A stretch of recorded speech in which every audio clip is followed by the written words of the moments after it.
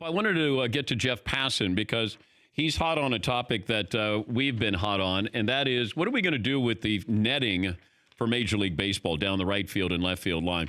And I always maintain it takes something, unfortunately, tragic to happen before we act upon this. With what happened with the Astros in one of their games with a 4-year-old who was hurt.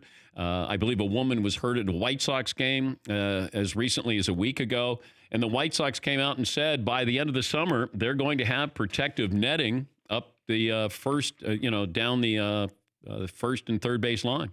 And I was just curious, does baseball say this is going to be mandatory, or do we wait till next year? Jeff Passan, who covers baseball for the Mothership, joining us. Why aren't more teams taking the initiative like the White Sox did? I have no idea.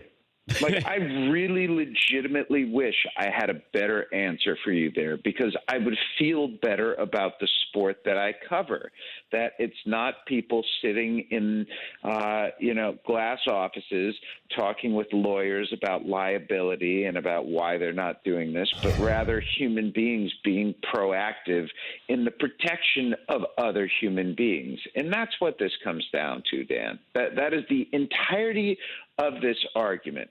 You have a group of people on one side who are complaining they're not going to get as many foul balls and that their view is going to be obstructed, and you have children on the other side. Sorry, I'm going to take the kids over the adults who need to find a better hobby than catching foul balls and getting autographs. Is this more on the teams or the league? That's really like, it seems like such a simple argument to me. But should this be on the individual teams, or should this just be a mandate from the league? Yeah, that's a great question. I think it absolutely should be a mandate from the league. I think this was such a missed opportunity from Rob Manfred to say what he knew was going to be inevitable. There was going to be one team, Dan, that was going to start this, and that happened to be the Chicago White Sox yesterday. But there are other teams out there that have been looking into it and that have been talking with architects about what it would take to get it done with their ballpark. Every team is going to have this style of netting when it's all said and done.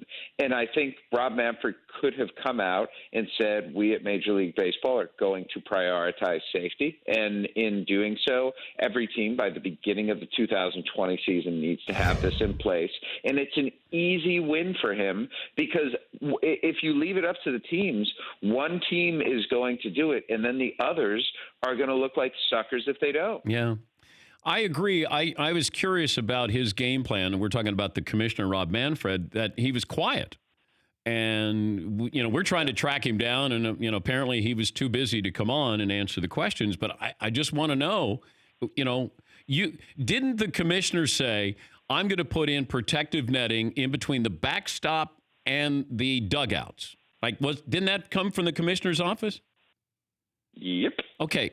If you're going to do that, then... maybe I'm just shouting into the wind here, but it just seems like it would be logical for him to come out and say, we want you to have the greatest experience when you go to the ballpark, and that includes fan safety.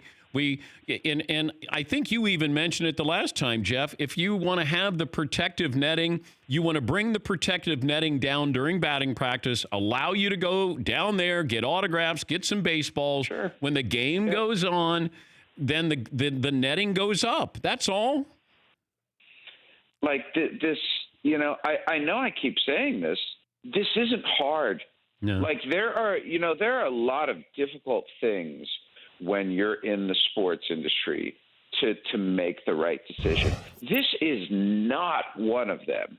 And for baseball to have treated it like that, I almost feel like it's a government-style decision where you're leaving it up to the states instead of the federal government, and each of the 30 states in this case is a baseball team. But I'm sorry, this is something that should be a federal rule.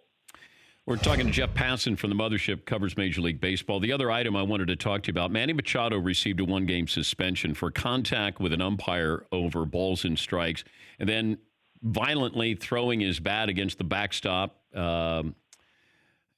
The umpires were very upset about it. They tweeted about this. And so what do you make of this situation with Manny Machado?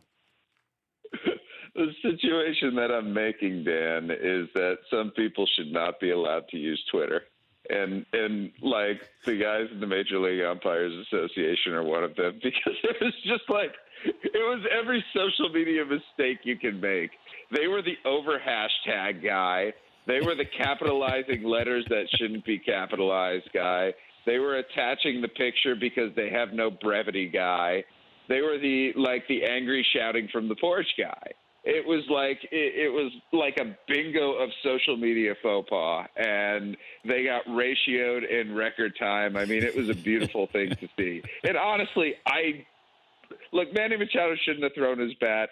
It's not workplace violence. Like, let's not conflate something that is like a legitimate issue with a guy getting pissed and throwing a bat. I mean, it's like, I love the umpires because they always do remarkably ill-advised public displays of aggression. Like, remember when they wore white wristbands in solidarity? Over what? I don't even remember. All I remember is that the umpires wore white wristbands in solidarity over something that needed no solidarity. May the umpires in their social media accounts live forever. Jeff, good to visit with you as always. Keep stirring it up. Thank you, Daniel. Take care, buddy. Jeff Passan, ESPN Baseball Insider. For more Dan Patrick Show, tune into Audience Channel 239 on DirecTV. Stream for free on BR Live or download the Dan Patrick Show app.